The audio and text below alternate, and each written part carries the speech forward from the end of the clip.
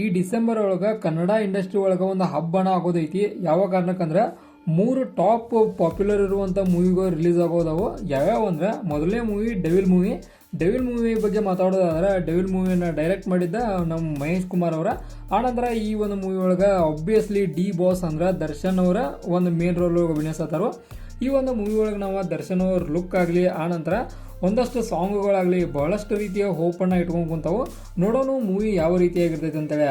Movie ಮಾತ್ರ thrilling type ಒಳಗೆ movie ಐತಿ. ನೋಡೋಣ ಮೂವಿ ರಿಲೀಸ್ ಆಗ್ಬೇಕಾ ಈ ಮೂವಿ ಯಾವ ರೀತಿಯಾಗಿರ್ತೈತೆ ಅಂತೇಳಿ.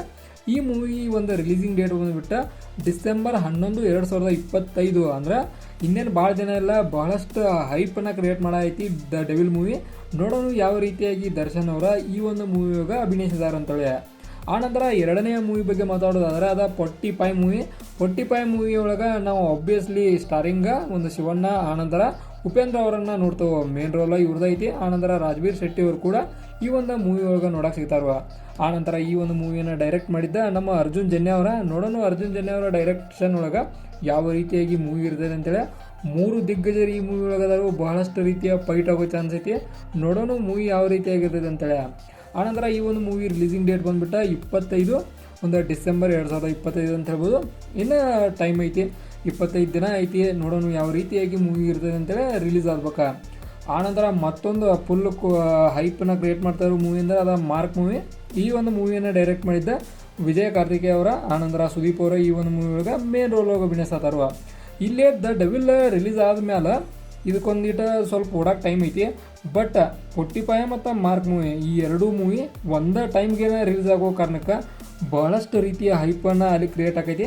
ಈ ಮೂವಿಗಳೊಳಗೆ ಯಾವ ಮೂವಿ ಓಡ್ತೈತಿ, ಯಾವ ಮೂವಿ ಒಂದು ಫುಲ್ ಹೈಪನ್ನು ಕ್ರಿಯೇಟ್ ಮಾಡ್ತೈತಿ ಅನ್ನೋದನ್ನು ನಾವು ಮುಂದೆ ಬರೋ ದಿನಗಳು ತಿಳ್ಕೊತೇವೆ.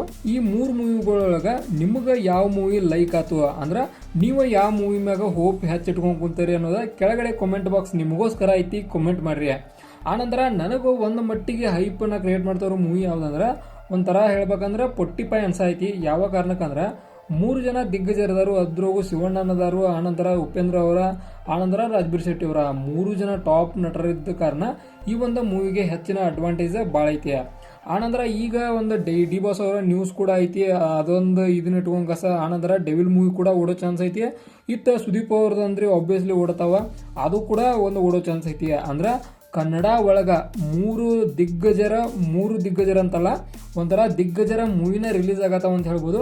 ನೋಡೋಣ ಈ ದಿಗ್ಗಜರ ಮೂವಿಗಳು ಯಾವ ರೀತಿಯಾಗಿ ಒಂದು ಇಂಡಸ್ಟ್ರಿ ಒಳಗೆ ಹೈಪನ್ನು ಕ್ರಿಯೇಟ್ ಮಾಡ್ತಾವೆ, ಯಾವ ರೀತಿಯಾಗಿ ಕಲೆಕ್ಷನನ್ನು ಮಾಡ್ತಾವೆ ಅಂತೇಳಿ ನಾವು ಮುಂದಿನ ದಿನಮಾನ ತಿಳ್ಕೊಳ್ತಾವೆ.